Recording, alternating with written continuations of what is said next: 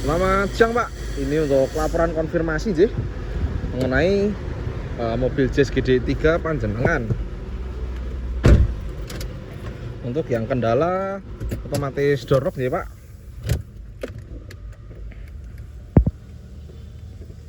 Nah ini memang salah satu fiturnya atau fungsinya ketika kotak on pertama atau mobil di starter pertama kali, kita starter. Nah itu ketika kita injak rem, kita injak aja. Nah otomatis door locknya langsung mengunci. Itu. Nah akan tetapi ketika kita buka manual, terus kita tutup lagi dan kita injak rem lagi, itu door lock tidak langsung mengunci otomatis dan harus manual.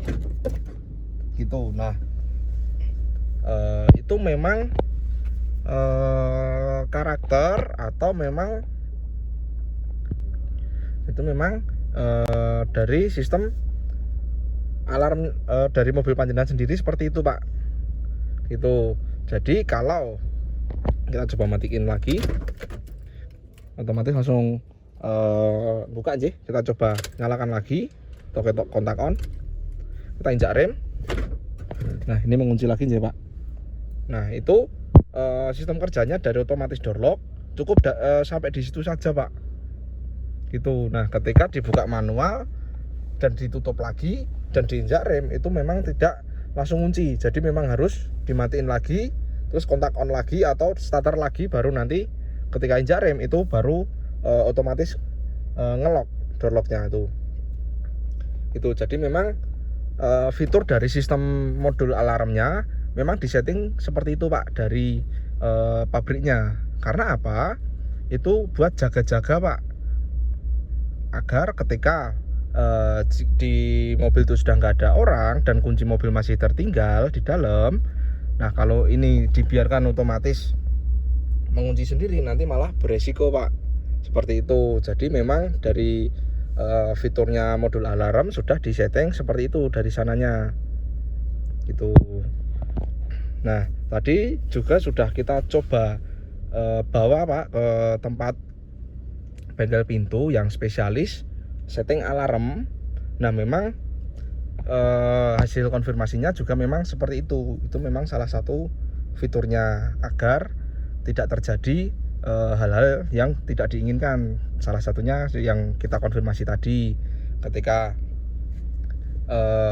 sehabis ini dibuka manual, terus dibuka, terus ditutup lagi dan injak rem itu otomatis door locknya itu ngunci lagi, nah malah beresiko ketika di dalam mobil tidak ada orang. Seperti itu. Jadi memang sudah fiturnya aja Pak, seperti itu. Nah terus untuk aki Pak, yang kendala selanjutnya yaitu ketika di starter kadang tidak bisa langsung jreng dan lampu speedometer terlihat redup. Kita coba aja. Nah itu. Nah ini kita baterai tester Pak. Nah ini untuk kondisinya, yang pertama ini replace atau menandakan baterai atau aki minta diganti. Nah ini bisa dilihat lagi. Untuk voltasenya memang masih di angka 12 volt. Nah untuk healthy-nya Pak atau kesehatan akinya ini turun di angka 41%. Nah terus untuk cranking test ini yang starter awal, yang harusnya langsung jreng tapi kadang sedikit kayak cet-cet gitu nggih, dan lampu speedo agak redup. Lah ini Pak, ini terdeteksi low di angka 9,5 volt. Nah ini normalnya itu di angka 10 volt. Seperti itu. Nah memang kondisi aki mobil Panjenengan ini terlihat baru Pak, dan karena itu barang elektrikal, kadang kita tidak bisa kita tidak bisa memprediksi apakah akinya itu benar-benar bagus, kualitasnya bagus, atau bagaimana. Karena memang barang elektrikal, soalnya kita juga beberapa kali Pak menemukan kondisi aki baru, akan tetapi sesaat kemudian starternya juga susah. Nah setelah kita cek ternyata memang akinya itu bermasalah Pak, atau bisa dibilang kualitas akinya kurang bagus. seperti itu. Nah, biasanya kita sarankan untuk coba klaim garansi atau ditukar dengan aki yang lain ke pihak toko akinya. Seperti itu. Biasanya kalau penggantian aki baru di toko aki kan ada garansinya Pak. Nah, biasanya kita coba sarankan konfirmasi dengan pihak toko aki untuk coba klaim garansi atau ditukar dengan aki yang lain. Seperti itu, karena memang barang elektrikal tidak bisa diprediksi kapan dia bermasalah. Seperti itu Pak. Itu untuk laporan konfirmasi dari kami mengenai mobil Jazz GD3 panjenengan.